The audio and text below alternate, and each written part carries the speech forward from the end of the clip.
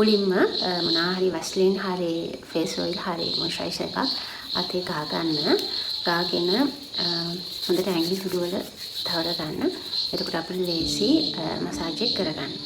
අද කරන්නේ අයි මසාජ්. ගොඩාක් අnder අයි ඩාර්ක් වෙනවා. එතකොට අයි බෑග් එක වැඩියෙන් අපිය වෙන්න ගන්නවා. ඒ වගේ ප්‍රශ්න වලට ගොඩාක් හොඳයි මේ අයි මසාජ් කරන එක. අපිට ඒ නර්වස් සිස්ටම් එක ස්ටිමියුලේට් වීම තුළින් ඒව අඩු කරගැනීමේ හැකියාව තියෙනවා. අපි නිතරම පාවිච්චි කරන්න උත්සාහ කරන්න ඕනේ මෙන්න මෙදකිල්ලයි කොමෙන් පොඩි ඇඟිල්ල නැත්නම් මැදකිල්ල.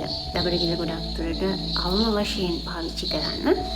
අපි ඉස්සෙල්ලා ඔයාලගේ එක අයිබ්‍රෝ එක අතකින් මෙහෙම උඩ අතට ලිෆ්ට් කරලා අල්ල ගන්න. ඊට පස්සේ අපි ගමු මේ මැදකිල්ලයි පෙදකිල්ලයි පාවිච්චි කරලා මෙන්න මෙහෙම V shapely eye muscles lift කරනවා.